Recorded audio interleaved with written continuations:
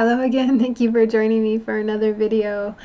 So today is the Tuesday after, the big eclipse. The energies were really intense. I thought I'd just check in for a minute and see how everyone's doing. My experience was that some of the deepest trauma wounds and holes that I have were brought up for clearing and healing, and it was hardcore. There was no fear of recreating some of those events like in the past. In the past, I think, trauma clearing was difficult because I felt like I really had to shut down all of my spiritual energy so I didn't like recreate yet again another, trip to the, abusive ex, or, you know, everybody hates me, or I can't do shit kind of thing. I did have a day of I'm an idiot and just massive amounts of shame, but I think I picked up a little bit of that from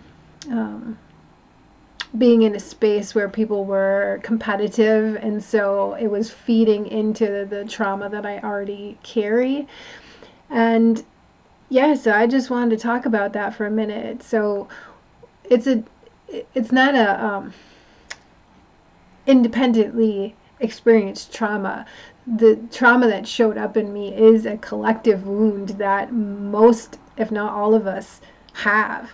And it has to do with basically the denial of the divine and God self, the big self, the capital S, all um, all permeating essential nature of reality, self.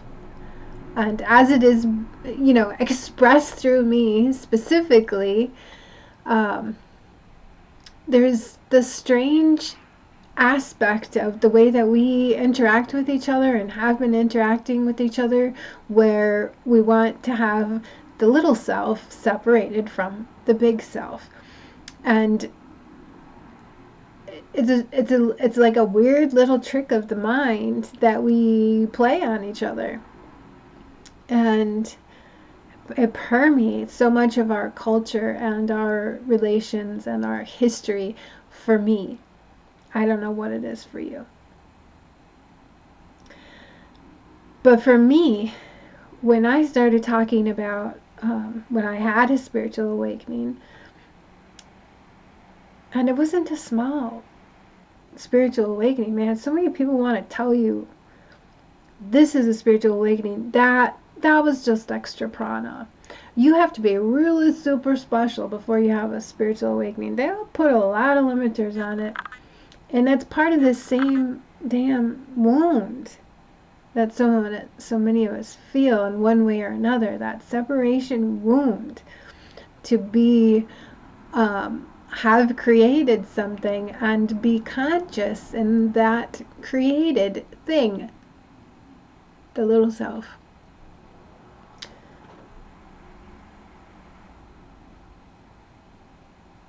The whole play there is deeply jarring until you get a less swinging of the pendulum. So for me, this body, the ancestral trauma related to, not being allowed to be the how do you say that? The race of being, I guess, the expression through the DNA of um, all of that has come out in my ancestry. And my grandpa was, he was up in he gets sent to the boarding schools. And those kinds of wounds, not healed, will permeate the way that you talk about things to others, and the efforts that are made to try not to get hurt that way again. And we resonate with these ancestral wounds within ourselves, and then we have collective versions of that which might look a little bit different but are essentially the same thing, and I'll point back to that confusion of being the creation of the creator self, the big self, and resolving that kind of like, oh, you can make anything you want. How do I be beautiful? I'm not seeing all of the layers and complexity, right? So my expressions of my spiritual awakening came with a very sharp no, you may not. And, you know, I was labeled psychotic, I was labeled mentally ill.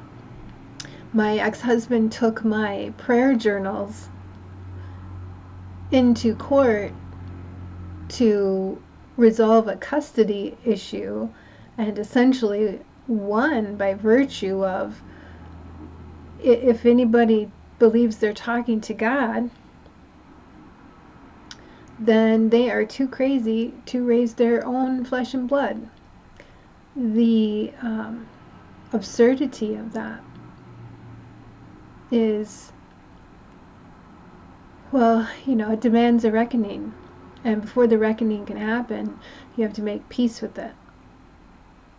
And that's the tricky part of healing.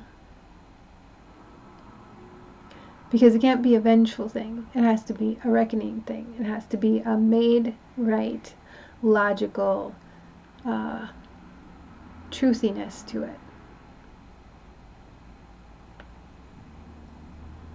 Otherwise, it's a chaos energy and it doesn't help. When it's a true healing energy, then it's available for all collectives and all the layers of reality that have been tainted with misuse of spiritual power and misuse of material authority. And that's that whole separation. But those are deep wounds because it wounded my child. And when you are a mother and have had to choose between God or your own child, you know, a fucked up thing to ask someone to choose. So deeply disturbing. So that's where the trauma resonating through this eclipse was getting healed, because it's my 10-year, you know, I have these like cycles of about 10 and a half years. And 2003, 2014, so next year will be interesting, but this was a good clearing, so that what comes through next year is of benefit to everyone. I hope that I've brought this trauma to the light in enough of a way and prayed through it in enough of a way that the anger and the chaos energy gets transmuted to good shit, to good happy joy new earth stuff, right? Like, I see the people out there ready to have some good stuff, but that separation and the limiting of people's expression, true expression of the divine, authentic expression of the divine through them,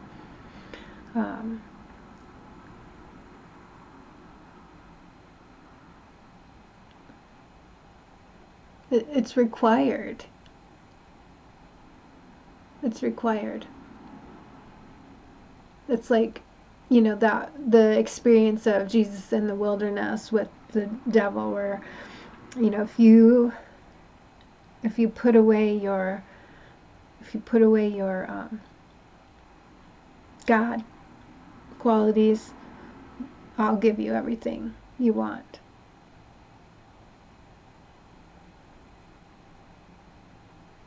When the God qualities themselves are what brings anything in. So it is like Do you choose separation, or do you choose just standing in the fire of it, admitting your faults where they lie, admitting the desires as they arise, allowing the unhidden quality of what it's like to be in consciousness. It's not just your own tiny little world, right? It's being flawed in front of others.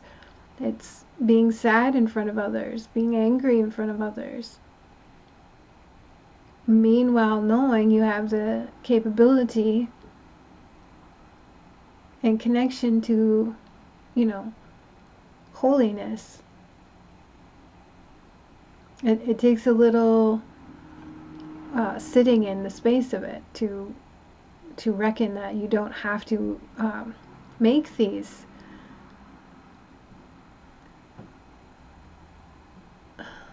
to make the what's that word? What is that word? Concessions? It's not concessions. It's like, they did this experiment in whatever, the 60s maybe, and where they told the person being experimented on was to shock someone if they got an answer wrong, and they kept on seeing if they could get the person to increase the shock voltage of the stranger that they didn't know, who they were told was also an experimental subject but was not.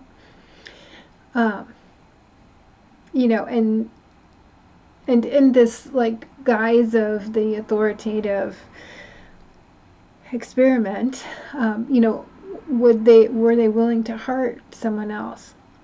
And part of getting back into the state of purity is remembering that you have the ability to say no to those things, because it looks like it's going to cost you, but it doesn't ever actually cost you. Purity helps us to remain in the fullness of the truth of God. It doesn't cost you. Seek ye first the kingdom of God, and all the rest is added unto you. And that pretty well sums up the whole shebang. But the wound of, it was in the 1970s. It was still illegal up until the 1970s for Native Americans to practice their spirituality. And in this, 20 years ago, was limited access to my son by way of prayer journals.